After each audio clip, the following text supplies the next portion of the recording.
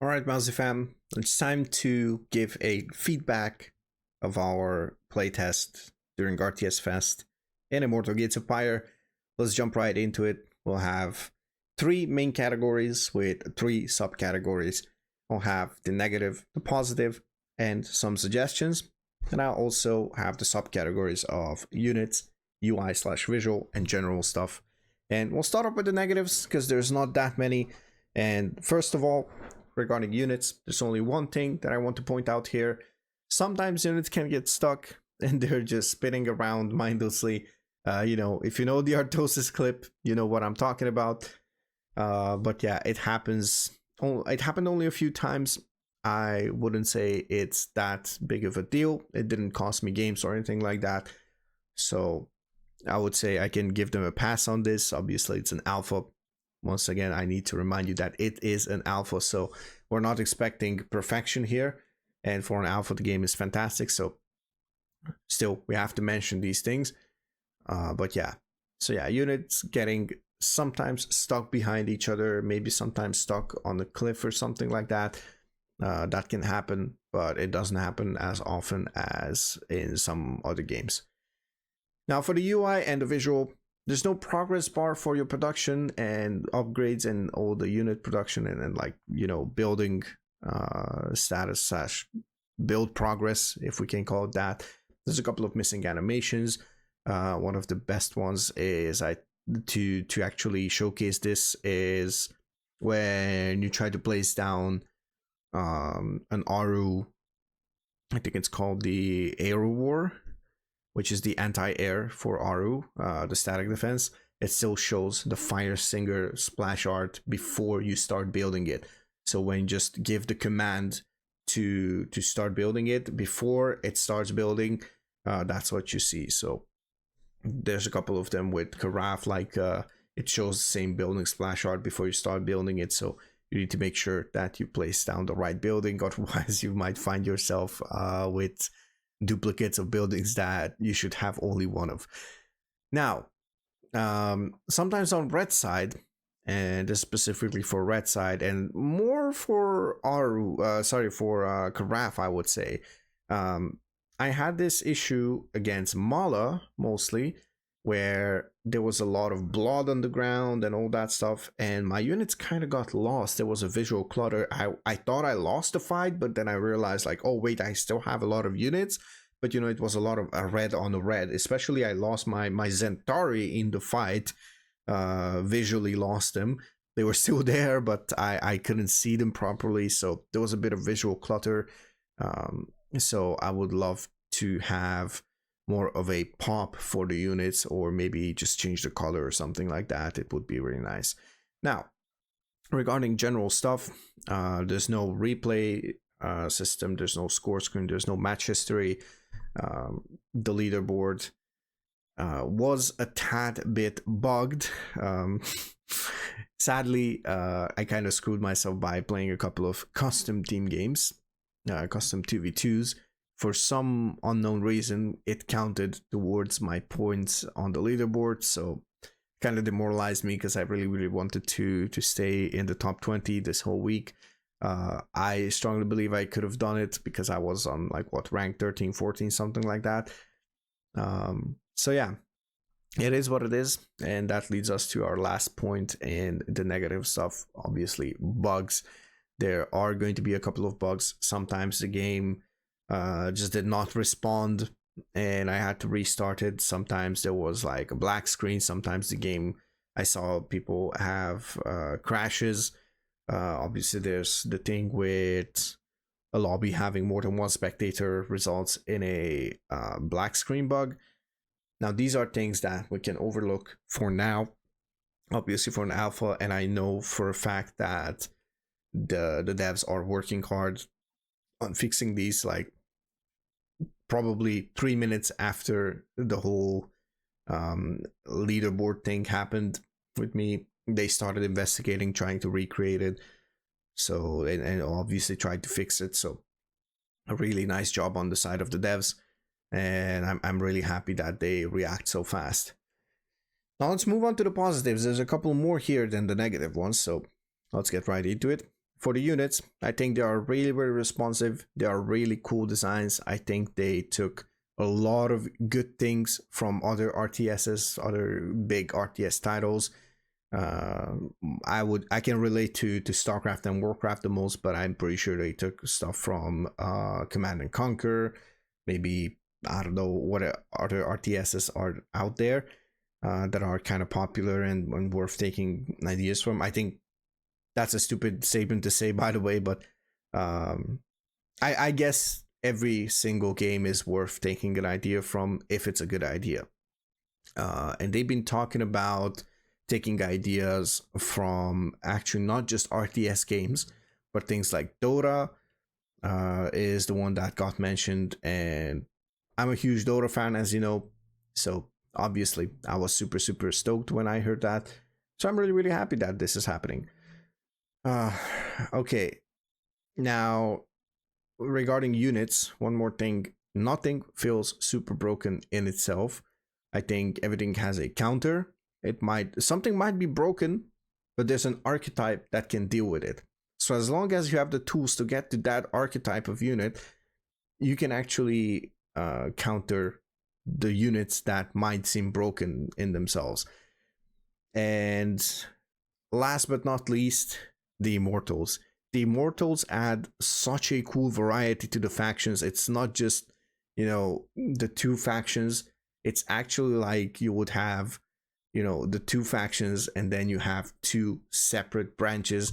You're basically playing Aru, but you play Aru differently for Ajari and you play Aru differently for Orzum. While you would go for map control on Orzum, you can take small skirmishes with the safety of having that quote unquote a recall available for Ajari, or you can take fights with less units if you have the shield up, or if you take a fight and it's not going well, you can pop the ulti and then all your units that will die just go back to base.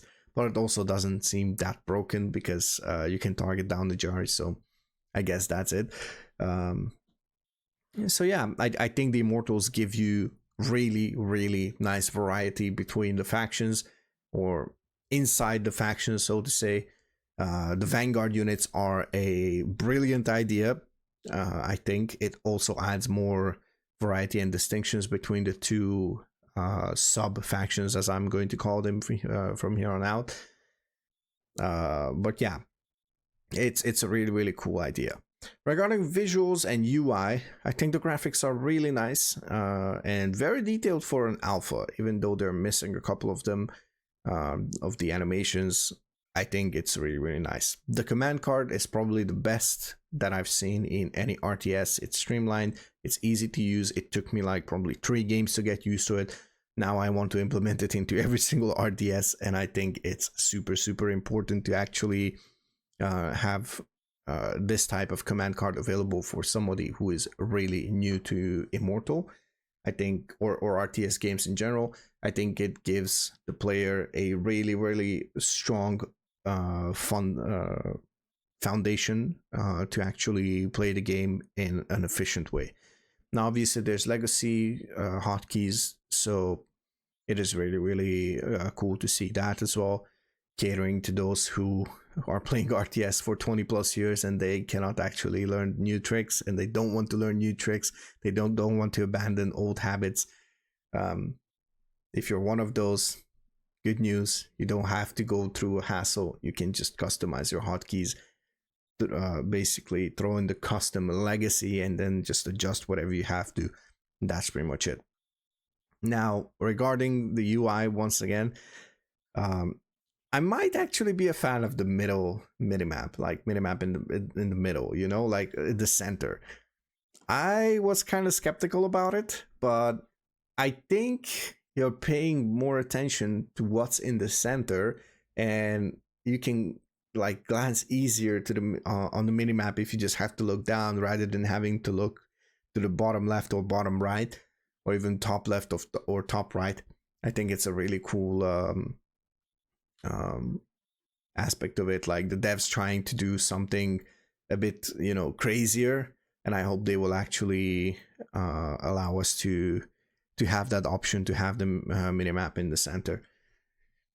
So yeah, regarding general stuff, I think the tutorial is really, really important in any game. Gives you the fundamentals, gives you the idea and the base knowledge of how to play the game. I think Immortal's tutorial is fantastic, and I'm pretty sure they will expand on it.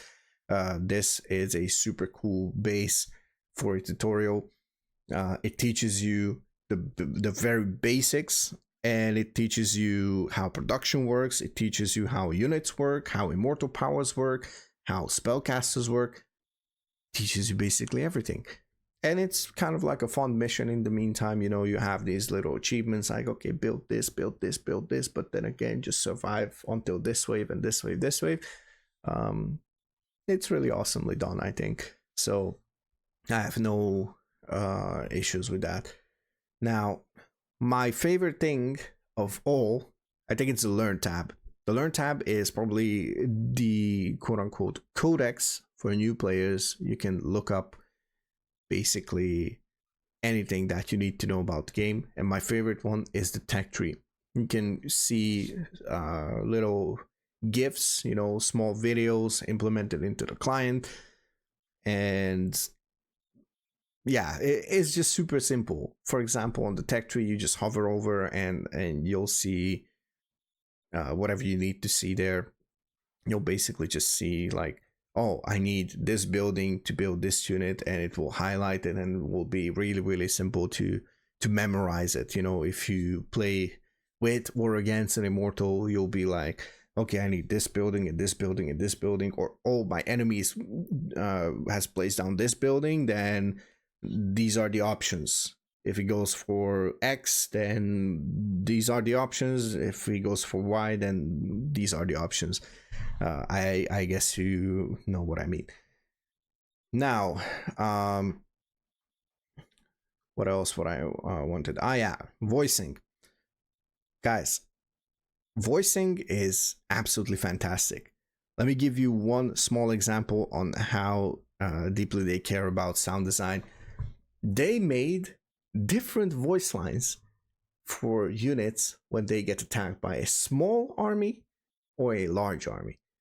To give you the exact example, Orzum Zentari will say Orzum's sword falls here when they get attacked by a small army, and they will say, by the empty throne we shall not yield when they get attacked by a large army. And that's something that actually Dylan pointed out to me when I was streaming, and after that I was like, wow, this is cool. And I remember, I think subconsciously I kind of rewired my ears and my brain to process the fact, like, if it's like, oh yeah, Orzum's sword falls here, and I knew that I have an army, a huge army, that meant like my army is going to be better, so I should not panic. But if I heard by the empty throne we shall not yield on my quote-unquote expedition troop, that meant the huge army encountered my little Pyre farming camp there. So I think it's a really, really cool idea, and I don't know how deep this can go, but I feel like this can actually give a advantage to players who actually manage to process these the fastest. Now, let's talk a bit about co-op. I think having those two missions, the Golem Factory and the Holdout, is really, really fun. Now, we can argue about the difficulties. Alxerd and I, when we were playing, we actually talked about how the jump from hard to insane was a bit extreme, but I think it's doable. We haven't tried the Immortal difficulty. I think we got crushed on insane, so we accepted that, yes, it is actually like difficult. So it's a bit too tough, but other than that, I think those two missions actually made up for a lot of fun games, and I think they made up for a really good foundation of how they want to process the co-op. Those were, I think, ideas that I have seen in games, but not something that was directly copied one-to-one from another game. Now, they told me that the co-op will be expanded upon, and we'll talk a bit about it later. But yeah, it's a really cool concept in my opinion. Now, obviously, the leaderboard is a good idea, and I think it's cool to have a competitive field, even in an alpha. Why not? It's a good experiment to see who's coming on out on top. You know, who are the ones that will actually be your quote unquote biggest supporters in terms of the 1v1. So yeah. Now, another great aspect that I want to talk about here is building the habit of uncapping yourself. Basically, what I mean by that is in Immortal, you need to throw down production buildings, which gives you will give you 16 population cap. So you need a total of 15 buildings that produce units to be able to actually get to the max supply cap. That is 240 for 1v1. It's lower for 2v2 for obvious reasons. There's more units. There should be more visual clutter. Imagine 4 armies of 240 out of 240, and this doesn't count workers, by the way, because workers, they cost money, but they don't cost supply. That would be extreme. Now, the population cap increase with production buildings is an idea that I supported from the very beginning. I think it's going to build up the need to look at it a lot more frequently, and be like, okay, so next round would pop cap me. Let me throw down another building first, and then do this another round of units, and then basically you'll be fine. You know, by the time those units finish training, you'll have the next building, and you'll be good to go further with your production. Now, it also opens the possibility to be like, okay, I have a 160 supply army, so let me go out and trade and max out on that one with like a high economy, and then slowly move up from there.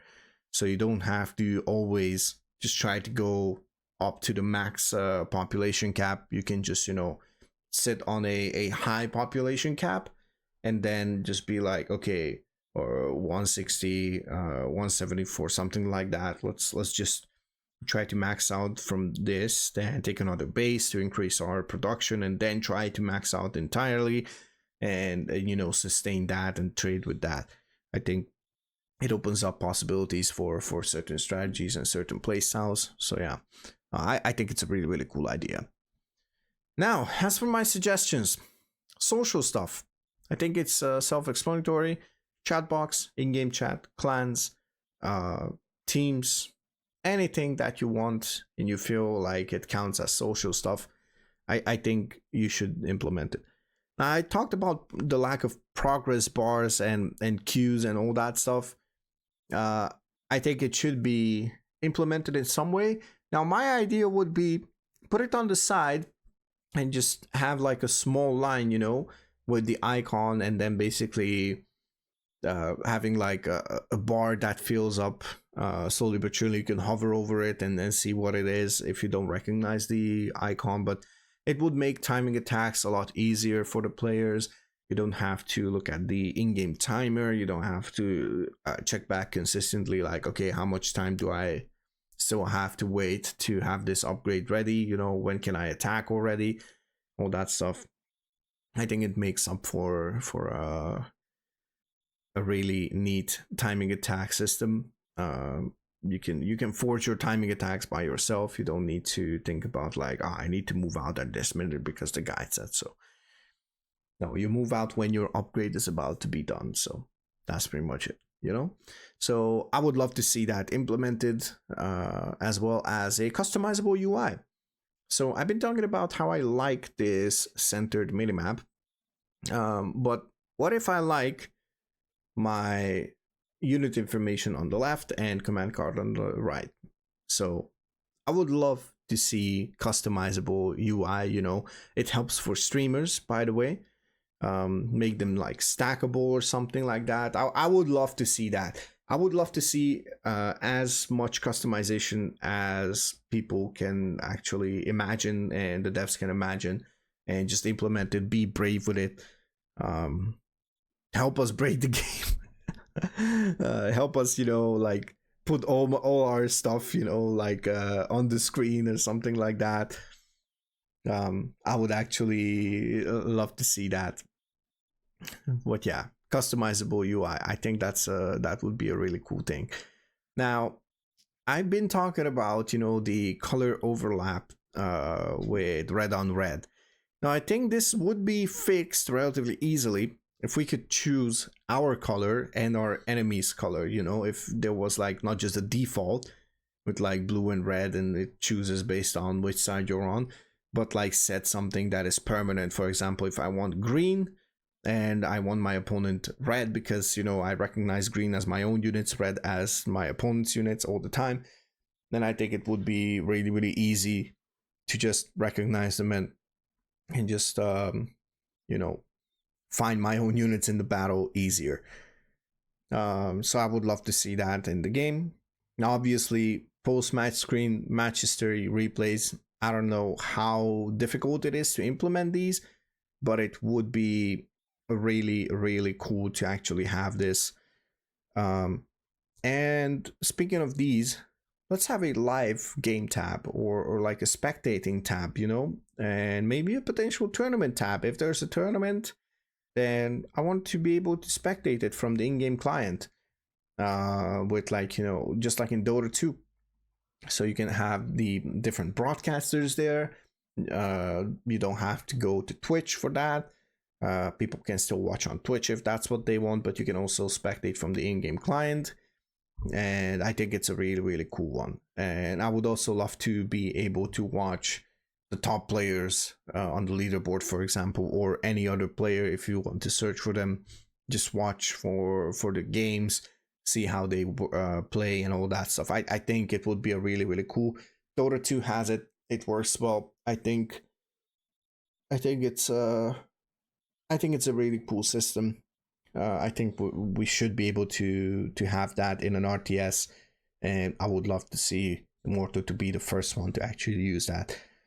Now, for those who actually like this, versus AI is not a bad idea. I think you should have it, and if we want to go one step further, I would love to have custom scenarios where you set the AI to have a certain timing attack, or you set the AI to have certain units at this time and attack with this upgrade and all that stuff, and then you try to build up, if you lost against like a build and you don't want to like ask a friend to recreate that or ask the same person to recreate that, if you want to test out things on your own, then that would be a really cool, like, a sandbox tool or something like that, if you will. Now, obviously, a guides tab, that would be super nice. I know there's auto build here, which I actually haven't covered because I absolutely forgot about it now that I think about it. Auto build is obviously a useful tool for those who have no idea how to play an RTS, but I would encourage even them to try and actually play the game by themselves. I'm sorry. I know I'm not a fan of auto build. Whoever is a fan, I have nothing against it. Use it if you think it helps. I think it can be a lot useful in some cases. For example, we need to like mic your heart out, and you should be able to like turn on auto build for a certain thing that you set. And it will just remake those units without you having to actually tab over to the production and just make the units. But I think it's a lot of fun to actually do that. So yeah, but yeah, guides tab, guys. I think it would be really cool if players would be able to submit guides, just check it out, implement it, maybe even have some kind of a bit of a UI like, hey, you need to build this at this minute, or like, some keynotes for the guides in game.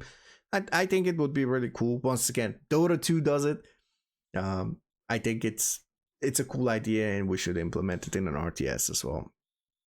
Now, Regarding co-op, obviously I would love to see some kind of progression, but I wouldn't want to see the same type of progression as in StarCraft. I've been thinking about it, and I was like, yeah, like, you know, adding new units, unlocking new units, new perks, something like that is cool and everything. I would love to see some modification with Immortals. Maybe do like prestiges or something like that. I don't know. I think it would be really, really cool to see some new ways to play those Immortals compared to the 1v1. Make them like super broken or something like that. I don't know. But I would love to see some kind of co-op progression. And I know it's on the list. I know it's on a list of, like, you know, wish lists, so to say. As Dylan already told me that, yep, they are actually thinking about things, but obviously that is not probably the highest priority thing on the list. And as two last things, which kind of could go hand in hand, let's have some achievements. If we're on Steam, let's set up some achievements. Why not? I would love to see some achievements. I think it would be really, really cool. And while we're at it, let's implement invites through Steam. I think it would be also an easy way to set up parties, set up lobbies, all that good jazz. Not just from like in-game or, you know, joining a lobby, stuff like that. And of course, profiles. You know, these social things are, I think, really important and would make the game a lot better. But I'm probably going to say that the social aspects are probably the last thing that need to be added on top of a super nicely functioning game. We've got to the last segment, guys. My overall thoughts. If I have to give Immortal a grade based on what the state is in, for an alpha, I think I would give them an S, not an S plus. And I'm sorry to say it, sorry devs, that ladder bug discouraged me. If that wouldn't happen, would have been S plus for an alpha. Now, if I think of overall, like the game state, considering everything, negative, positive, what can be implemented, the potential that it has, I would give them a solid A plus. And that means there's plenty of room to improve there to get up to that S plus, and that is something I think they will achieve. I think this is the best upcoming RTS. I'm not going to reveal what I think about other RTSs, but I'll reveal this much. This is by far, it's not even close, this is by far my highest regarded RTS that is out there. Yes, that is out there. So I don't count just demos, I don't count just early access or games that are out. Overall, this is my favorite RTS. So yeah, that being said, I have high hopes. I have, I would say, yeah, high expectations. I have to have them because that will motivate the devs, I'm pretty sure. And I hope we can create some more content for Immortal Gates of Pyre. And if you haven't tried it out, be sure to do that. You still have a couple of hours left if you watch this video right as it was uploaded. And I think it's a lot of fun, so don't be shy. Ask questions, watch the content, and check out the Discord. I'll have it linked down in the description box. I'll have all my stuff down below as well. Feel free to check it out. And from now on, we are back on the grind in Dota 2. And we are going to keep posting some Dota 2 content starting next week. So I hope to see you there as well. If you enjoyed this, then be sure to subscribe, as there's going to be more Immortal content. Might not be in the near future. Let's see when devs organize another playtest. But feel free to ask questions, hop in the comments, drop a like if you liked it, drop a dislike if you disliked it. And as always, I'll catch you in the next one. Bye bye.